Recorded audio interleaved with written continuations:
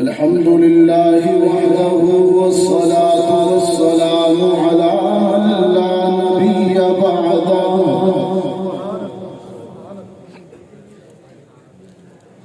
وعلى آله وأصحابه الذين أوفوا عهدا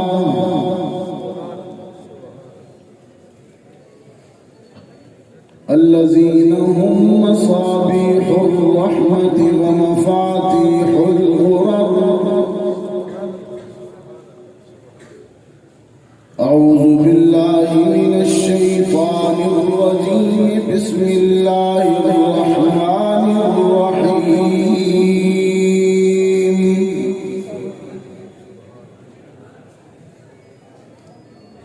قل يا أيها الناس قد جاءتكم موعظة من ربكم وشفاء لما في الصدور وهدى ورحمة للمؤمنين.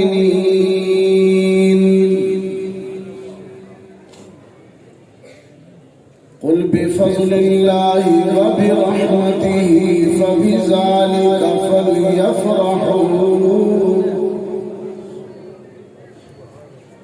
هو خير مما يجمعون. صدق الله العظيم.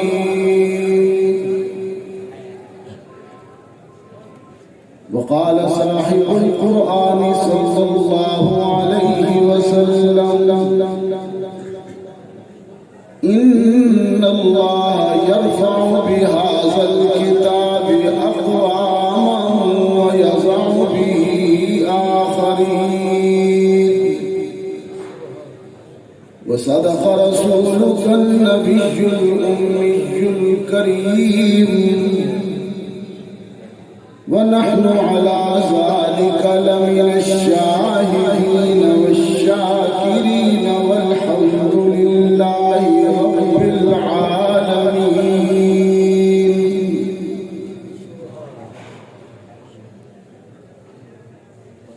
یہی ہے وہ کتاب حق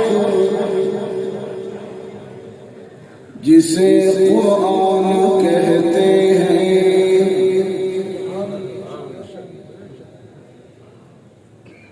یہی ہے وہ کتاب حق جسے قرآن کہتے ہیں. اسے برہان کہتے ہیں، اسے فرقان کہتے ہیں.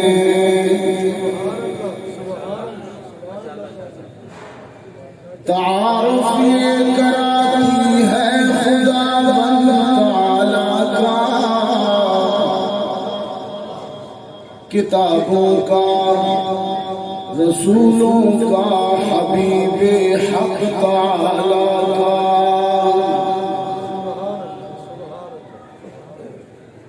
نہ کچھ تحریف کا خطرہ، نہ خدشہ کچھ خیانت کا. خدائے پاک خود ضامن ہے اس کی حفاظت کا. اسی نے بھیڑ کھولا ہے نبوت کا، خلافت کا. اسی نے راز بتلایا ہے قوموں کی امامت کا. اللهم صل على محمد وعلى آل محمد كما صليت على إبراهيم وعلى آل إبراهيم إنك حميد مجيد. اللهم بارك على محمد وعلى آل محمد كما باركت على إبراهيم وعلى آل إبراهيم إنك حميد مجيد.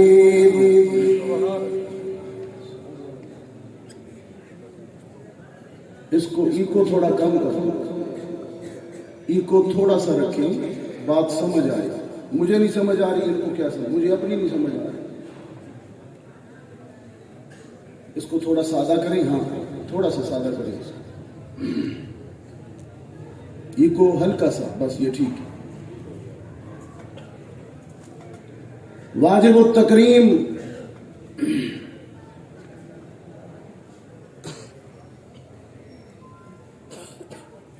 میزبان مکرم حضرت مولانا قاضی خلیل الرحمان صاحب سراجی دامت برکاتہم، خطیب شہر جناب قاضی حضرت مولانا شفیق الرحمان سراجی صاحب،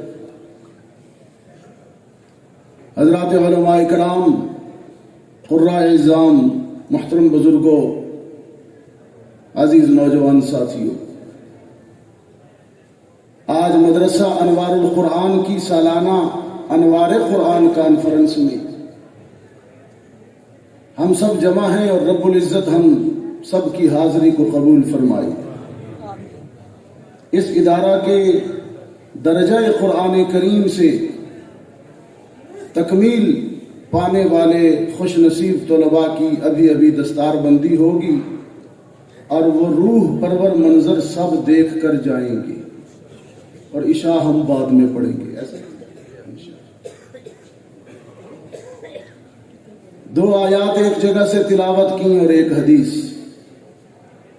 حدیث کا ترجمہ مفہوم پہلے بیان کر دیتا ہوں، آیات کا بعد میں. رسول اللہ صلی اللہ علیہ وسلم نے فرمایا، اللہ اس قرآن کے ذریعے لوگوں کو بلند کرتا ہے، عزت دیتا ہے اور ترقی دیتا ہے، اور اس قرآن کو چھوڑ دینے کی وجہ سے لوگوں کو ذلیل بھی کرتا ہے. معزز حاضرین،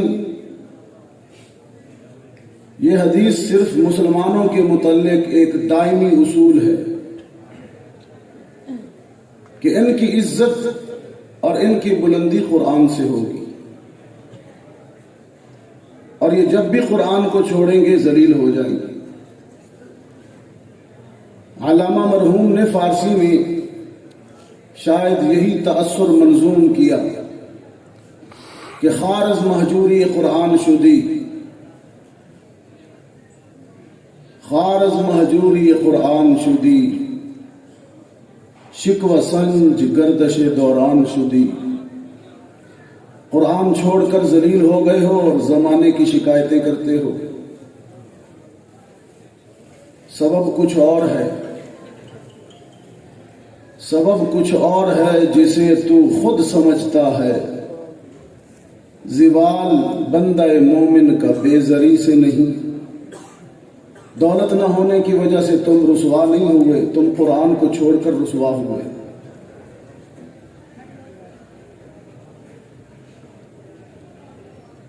قرآن کریم دلوں کو نرم کرتا ہے.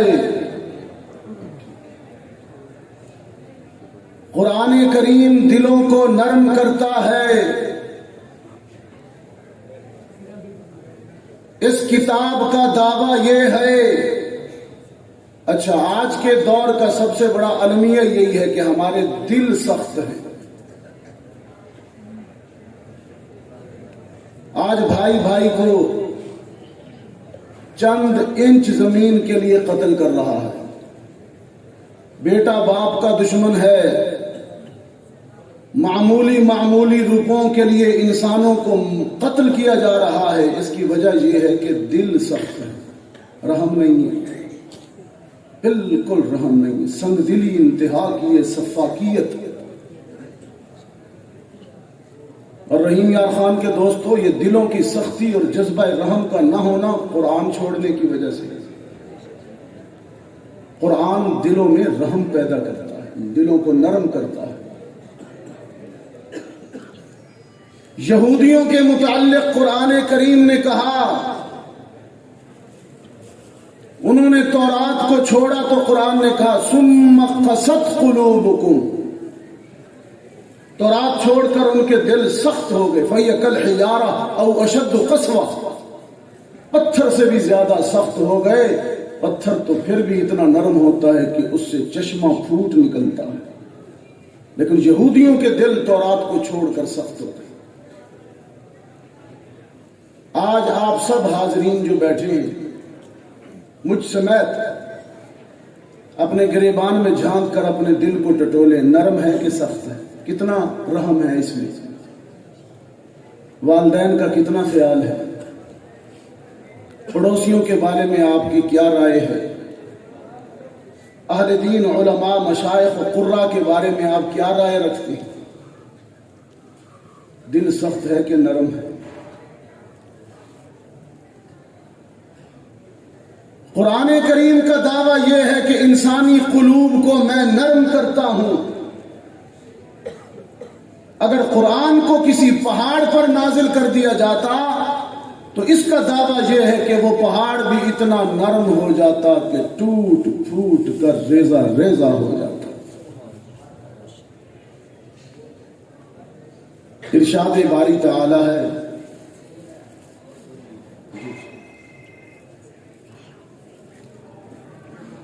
فرمایا لو انزلنا هذا القرآن على جبل،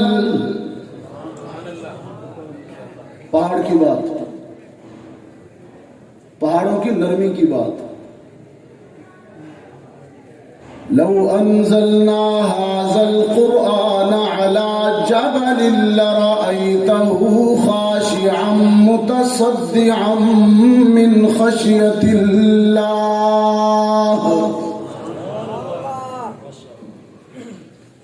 وتلك الأمثال نضربها للناس لعلهم يتفكرون۔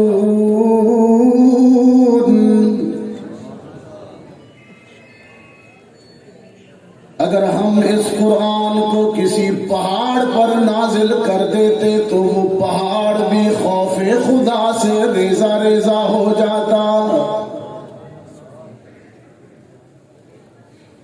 رحیم یار خان والوں، قرآن کریم نے مجھے بتلایا کہ ایک مثال موجود بھی ہے ریزہ ریزہ ہونے کی۔ ایک دفعہ ہوا بھی،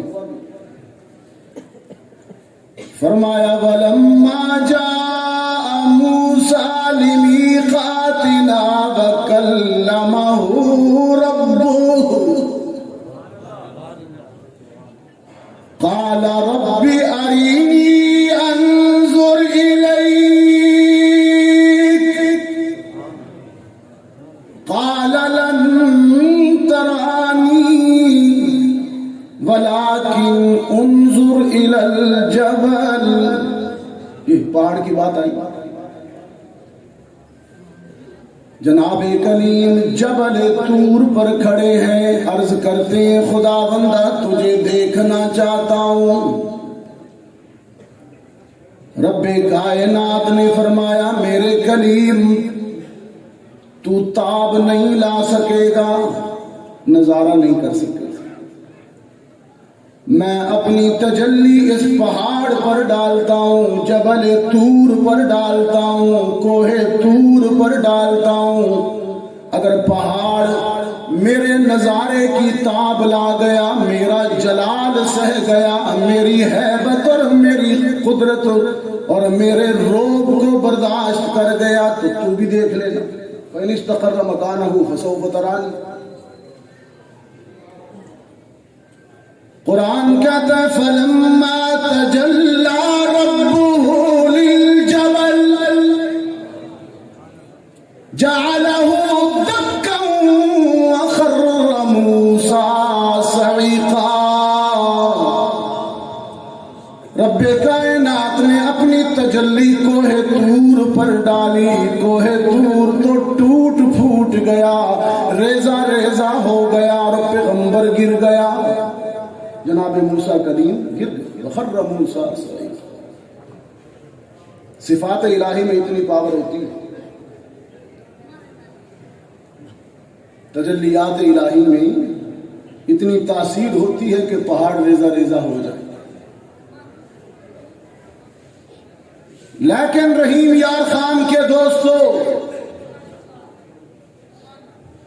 یہ تو ایک منظر ہے نا، تصویر کا ایک رخ ہے. میں کوئی یک چشم ہوں، ایک سائڈ سے دیکھوں، میں تصویر کا دوسرا رخ بھی دیکھوں گا. رحیم یار خان والو، یہ جبل طور ہے اور گرنے والے موسیٰ کلیم ہیں، اور ایک مکۃ المکرمہ میں جبل نور ہے، اس میں ایک غار ہرا ہے، اس میں کھڑا ہوا ایک رسول امام المرسلین ہے. اللہ نے اپنی تجلی ڈالی، اپنی صفت اور اپنا کلام بھیجا. نہ پہاڑ ریزہ ریزہ ہوا، نہ غار ٹوٹا پھوٹا، نہ پیغمبر گرا، اس لیے کہ وہ تجلی پہاڑ پر بھی نہیں ہے، غار پر بھی نہیں ہے، بلکہ وہ تجلی تو قلب رسول پر ہے.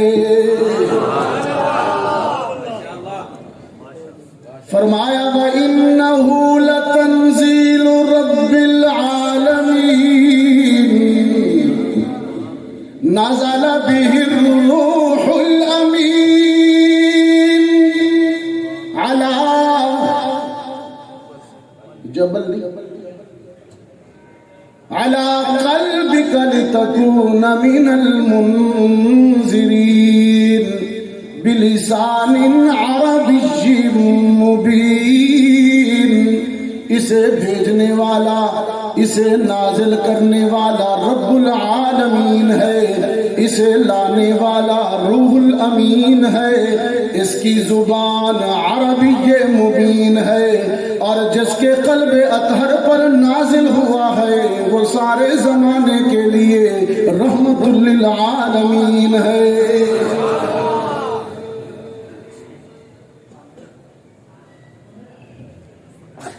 رحیم یار خان کے دوستو، یہاں ایک اور چیز بھی آپ محسوس کریں گے. یہ تفسیری مقامات ہیں قرآن کے،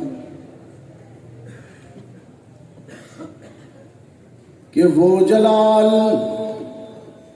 وہ ہیبت، جعلہ دکا وخر موسیٰ صعیقا، وہ جلال، وہ ہیبت اور وہ روب، کہ لو انزلنا هذا القرآن على جبل لرأيته خاشعا متصدعا من خشية الله. یہ جلال، وہ جلال، وہ ہیبت، وہ روب جو پہاڑوں کو بھی ریزہ ریزہ کر سکتا تھا، لیکن قلب محمد برداشت کر رہا ہے. کبھی آپ نے اس پہلو پر غور کیا؟ لو انزلنا هذا القرآن على جبل لرأيته خاشعا متصدعا من خشية الله. یہ جلال قلب رسول برداشت کر. وَإِنَّهُ لَتَنزِيلُ رَبِّ الْعَالَمِينَ عَلَى قَلْبِكَ عَلَى قَلْبِكَ. رحیم یار خان والو، یہی وجہ ہے کہ جب وحی آیا کرتی تھی، سخت سردی کے موسم میں بھی پیغمبر پسینے میں ڈوب جایا کرتے تھے. ساری تکلیف، سارا روب، ساری شدت، ساری ہیبت اپنے قلب پہ برداشت کر رہے ہیں. یہی وجہ ہے کہ آمنہ کا لال فرماتے شیبنی ہود، مجھے قرآن کی بعض صورتوں نے تو بوڑھا کر دیا ہے، قرآن کے بعض مضامین نے میرے 17 بال سفید کر دیے. رحیم یار خان والو، سارا جلال قلب محمد نے سہ لیا.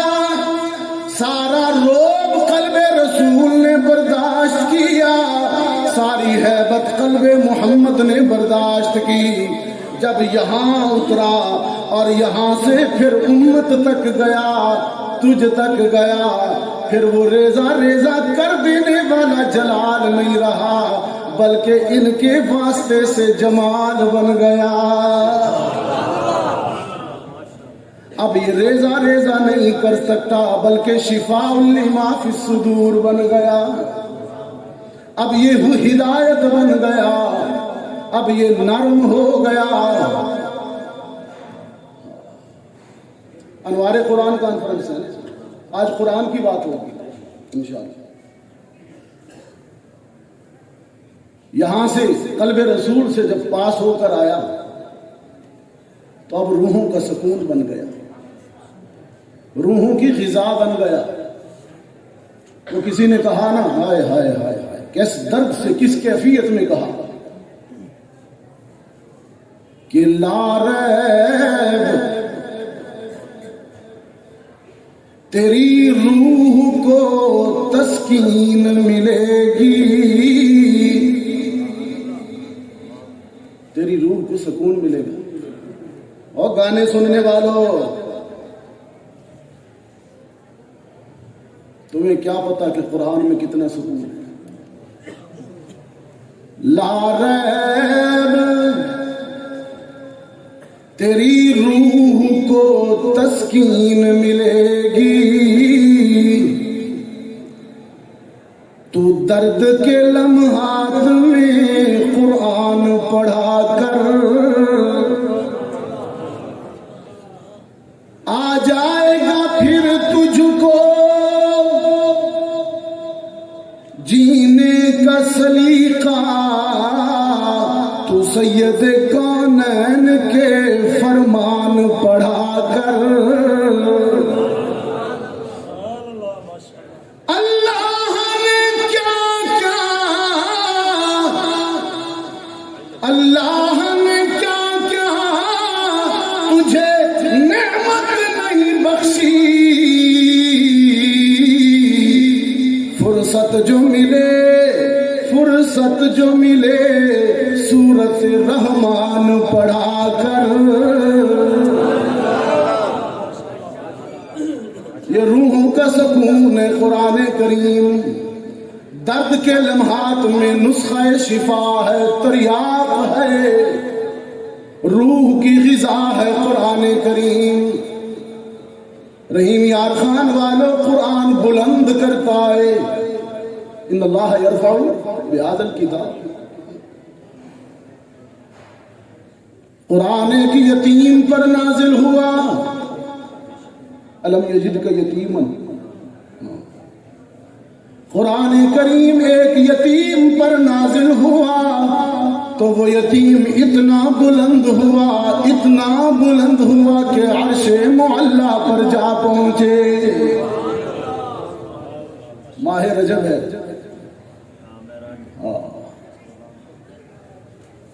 وہاں جا پہنچے. ساتوں آسمان نیچے رہ گئے, سدرہ بھی نیچے رہ گیا, روح الامین بھی نیچے رہ گئے, 1.25 لاکھ انبیاء بھی نیچے رہ گئے. وہ ورائے ہفت فلک گئے, ساتوں آسمان ہفت فلک پار چلے گئے. وہ ورائے ہفت فلک گئے, جہاں کوئی نبی نہ ملک گئے. وہ مقام قرب تلک گئے, وہ گئے, وہ گئے, وہ گئے عرش پر ایک آن میں ہے اسی کا فیض جہان میں. وہ نماز میں, وہ اذان میں, وہ بشیر بھی, وہ نذیر بھی, وہی آپ اپنی نذیر بھی, وہ وسیم بھی, وہ قسیم بھی, وہ خلیل بھی, وہ کلیم بھی, وہ رؤوف بھی, وہ رحیم بھی, وہی صاحب خلق عظیم بھی. بلغ العلا بکمالہ کشف الدجا بجمالہ حسنت جمیع خصالہ صلوا علیہ وآلہ.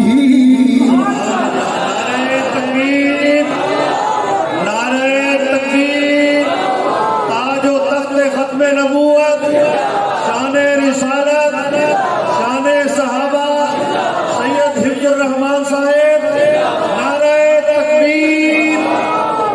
ماشاءاللہ. ورائے ہفت فلک گئے، ورائے ہفت فلک گئے.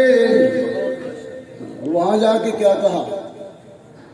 نمازیں پڑھنے والوں، اتحیات میں بیٹھ کر جب تشہد پڑھتے ہو تو کبھی اس پس منظر کو ذہن میں رکھا کیجیے. قاب قوسین کی منزل پر پہنچ کر عرض کرتے ہیں التحیات للہ والصلوات والطیبات. خداوندہ فرش سے عرش پر آیا ہوں، زمین سے آسمان پر آیا ہوں، 3 تحفے لایا ہوں. تحیات تیرے لیے، طیبات تیرے لیے، صلوات تیرے لیے. رب کائنات نے فرمایا میرے پیغمبر 3 تحفے لائے ہو، جواب میں 3 انعام بھی لے جاؤ، انعام لے جاؤ. السلام علیکہ ایھا النبی ورحمۃ اللہ وبرکاتہ. میرے پیغمبر آپ پر سلامتی ہو، آپ پر رحمتیں ہوں، آپ پر برکتیں ہوں. سرکار دو عالم صلی اللہ علیہ وسلم نے عرض کی خدا بندہ صرف مجھ پر کیوں، میری امت پر کیوں نہیں؟ رب کائنات نے فرمایا میرے پیغمبر میں عرش کریم سے وعدہ کرتا ہوں کہ قیامت تک جس جس لب پر تیرا نام ہوگا میں ان سب پر سلامتی بھیجوں گا.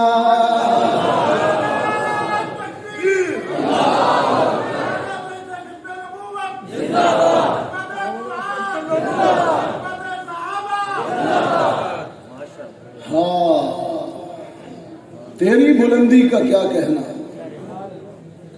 تیری عظمتوں کا کیا کہنا میرے محبوب رسول صلی اللہ علیہ وسلم. گود میں 1.5 سالہ بیٹے حضرت ابراہیم حضور کے بیٹے صلی اللہ علیہ وسلم کی میت اٹھائے بیٹھے ہیں، آنکھیں بہ رہی ہیں. اس عالم میں سماعتوں تک، کانوں تک ایک بدبخت کی گستاخی پہنچی. دل پہلے ہی دکھی تھا بیٹے کی وفات سے.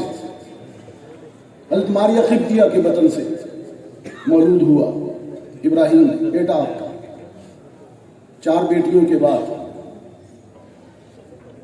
عاص بن وائل نے کہا ان کی بیٹیاں ہیں، بیٹا نہیں، ان کا نشان مٹ جائے گا. بیٹوں سے نام اونچا ہوتا ہے.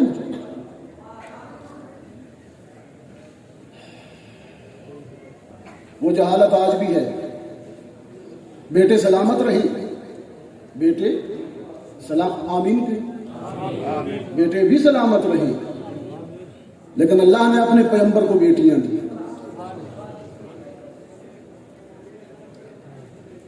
عاص نے کہا طنز کا تیر مارا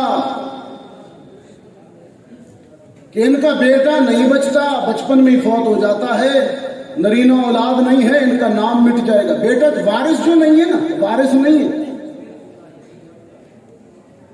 دکھی دل اور دکھی ہوا.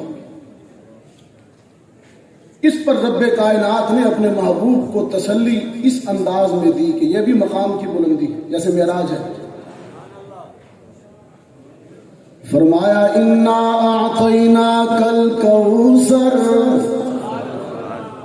پڑھتے ہیں نا یہ سورت، پڑھتے ہیں نا جی ماشاءاللہ. یہ بلکہ آپ کے یہی تو پڑھتے ہیں، یہی تو پڑھتے ہیں. لیکن پڑھا کیجئے، اچھی بات ہے، لیکن سمجھا بھی کیجئے۔ آج سمجھا کے جاؤں گا، آج چھوٹی چھوٹی اتحیات سمجھائی ابھی، اب آپ کو کوثر سمجھاتا ہوں۔ چھوٹا خطیب ہوں، میں چھوٹی باتیں کرتا ہوں، بڑی بات ہے، پیغمبر کی عظمتوں کی بات ہے۔ فرمایا انا اعطیناک الکوثر، میرے پیغمبر تیرے دشمن نے تانے کا تیر مارا ہے، طنز کا نشتر چلایا ہے، میں حوصلہ دیتا ہوں، دلاسا دیتا ہوں کہ میں نے تجھے کوثر کا ساقی بنا دیا ہے۔ انا اعطیناک الکوثر، میں نے تجھے ساقی کوثر بنا دیا۔ ایک مفہوم تو یہ ہو گیا حوض کوثر والا۔ ایک مفہوم علماء اکثر بیان کرتے ہیں، الکوثر سے مراد خیر کثیر، کوثر کثرت سے، کوثر کثرت سے۔ اب وہ ترجمہ یوں ہوگا میرے ذوق کے مطابق، فرمایا انا